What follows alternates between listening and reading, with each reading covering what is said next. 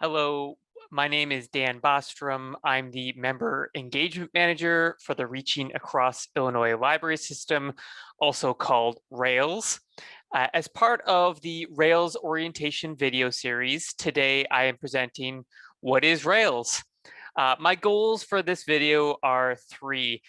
One is to help people learn more about RAILS purpose and mission.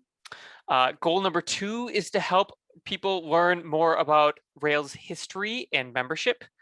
And then goal number three is to help help people learn more about our governance and funding.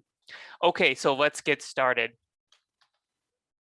So it's important to start to talk about the existence of library systems and to note that library systems are actually codified in Illinois Administrative Code.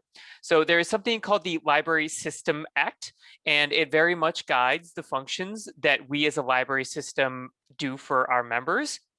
It reads to encourage the improvement of free public libraries and to encourage cooperation among all types of libraries in promoting the sharing of library resources. So the key words in that sentence, I believe, are sharing and resources. You're going to hear me talk a lot about resource sharing because it is really the heart of what we do as a system. Okay, so a little bit of context, a little bit of history. I think it's useful to talk about the historical landscape of library systems in Illinois. So before 1965, library cooperation was virtually non-existent. There were no library systems and no formal channels for purchasing or resource sharing. But Illinois decided to come together, and it was actually the first state to pass a Library System Act. And by 1967, there were around 18 public library systems. In 1983, systems could become multi-type, and that means serving school, academic, and special libraries as well as public. In 1990, all systems were able to become multi-type except the Chicago Public Library System, which is still in existence today. Through the 1990s and 2000s, there were a number of mergers, and eventually that number got down to 9 library systems. Fast forward to now, and this is Again, the total number of systems was 9 as of 2011. It went from 9 down to 3. So there are now 2 multi-type systems in Illinois and 1 public library system, which of course is Chicago Public Library. And then the other multi-type system besides Rails is the Illinois Heartland Library System. So this is a map of what the systems looks like in Illinois. This is as it's currently constructed. You can see that Rails is up top in the green, and our sibling system, Illinois Heartland, is in the blue. Chicago Public Library is noted in yellow, but it should be noted that there's some crossover. Rails does serve libraries in the city of Chicago. Those would be the academic, public, and school libraries that exist in the city of Chicago. You can also see that the lines between Rails and Illinois Heartland aren't always very clean. In some cases, it actually splits counties apart.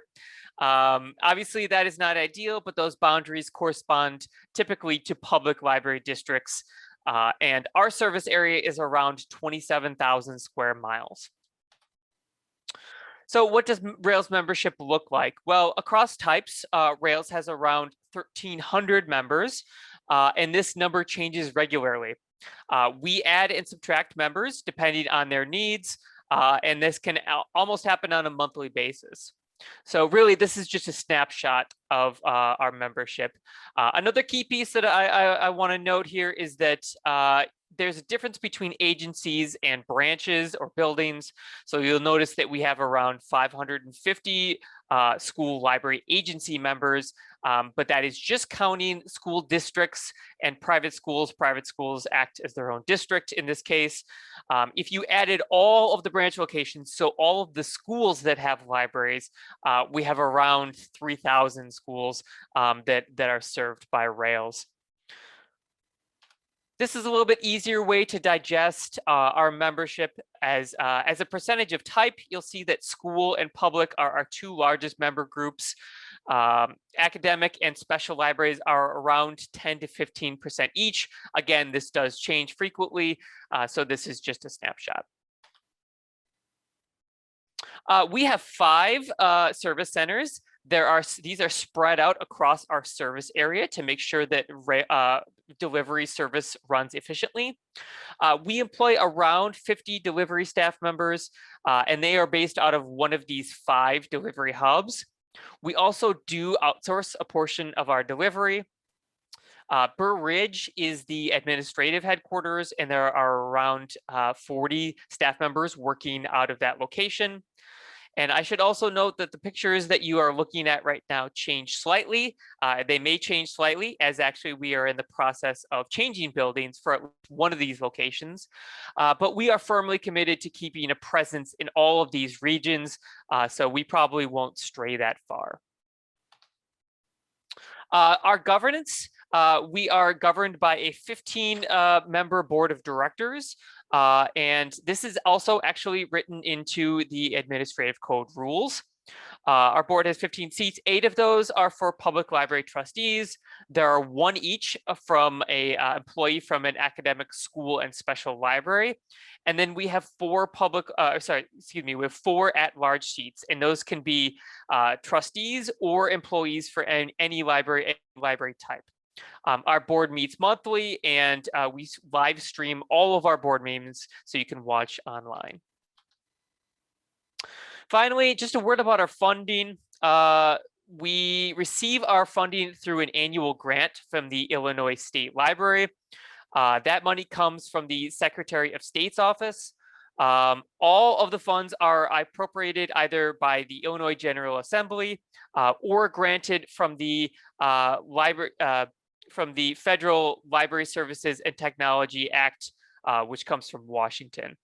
All of this means that we are not a dues collecting organization.